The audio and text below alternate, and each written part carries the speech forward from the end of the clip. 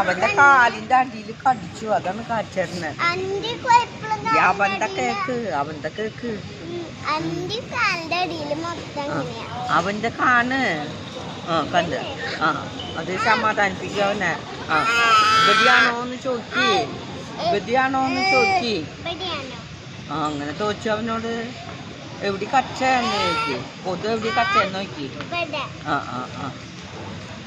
കച്ചറിനവൻ അവനോട് വാറ്റാനും പയ്യനാവും.